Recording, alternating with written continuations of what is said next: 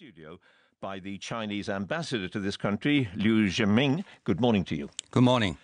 Isn't the reality that it is one country, increasingly one system? No. I think one country, two systems has been implemented with a great success.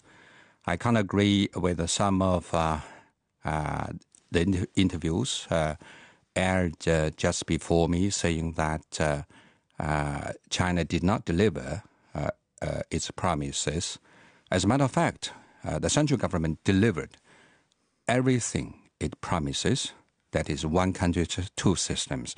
I think that basically is Hong Kong will maintain its social, economic system, way of life, rule of law. And I think Hong Kong now is a much better place comparing with 20 years ago. So this is really a occasion for us to have a grand celebration. I think in the past 20 years, we've seen Hong Kong maintain prosperity, stability. The GDP doubled, foreign reserve tripled.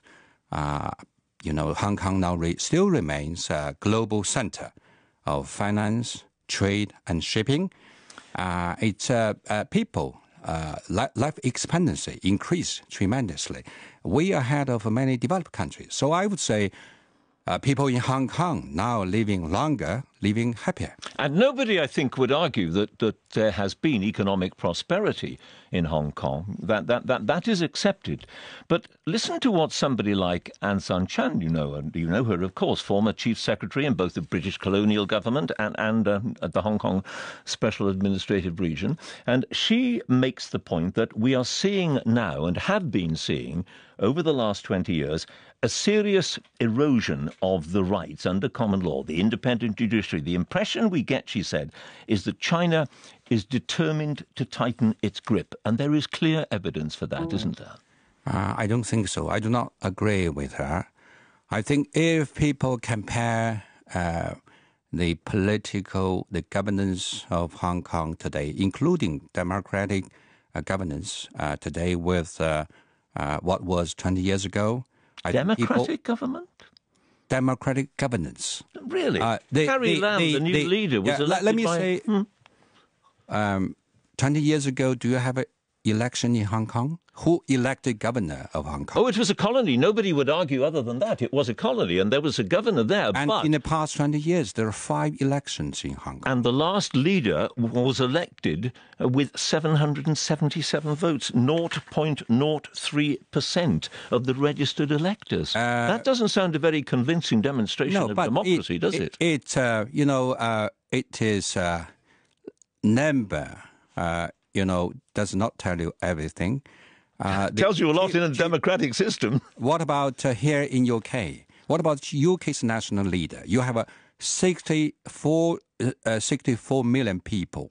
That's your national leader. They might not be elected only from their constituency by a very small majority. And if people can challenge that, if that represent the population of the whole entire... The number of people who voted for the British Prime Minister ultimately was rather more than 0.03%. But there we go. All right, let's... No, I would say the chief executive elected according to basic law, according to the election law in Hong Kong. But you have to be approved. You have to be achieve this through incremental, gradual, and step by step.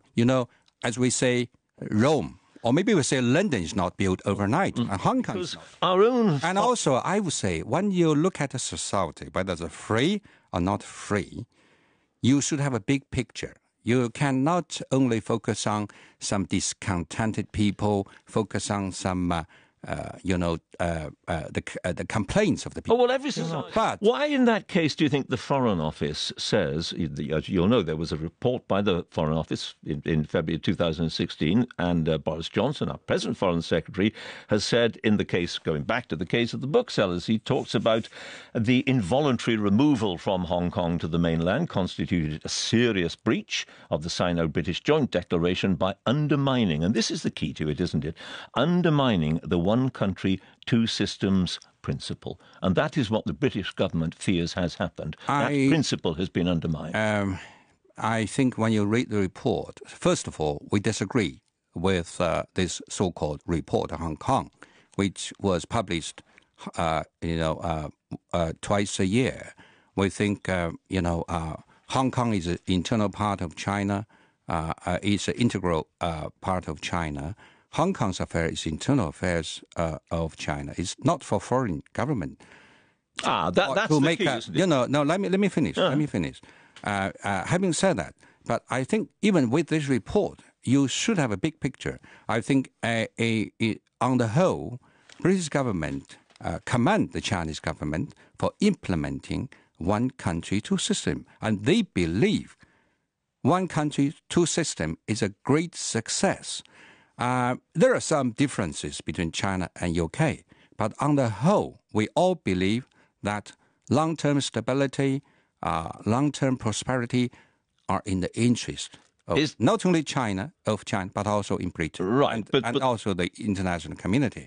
When you say one country, two system, I think a lot of people forget this is a framework, one frame. You have to remember that Hong Kong is part of China. It's not part of UK. It's not a so-called independent. And therefore should have the same system. Two system. As I told you, you told me I've been to China for 12 years. I really encourage you to go to Hong Kong, to go to China, to see the changes. Number one, even on the area where we have a difference on democracy, you have to compare the Hong Kong today with Hong Kong 20 years ago. You have to compare Hong Kong now with Hong Kong 1 year, 2 years ago.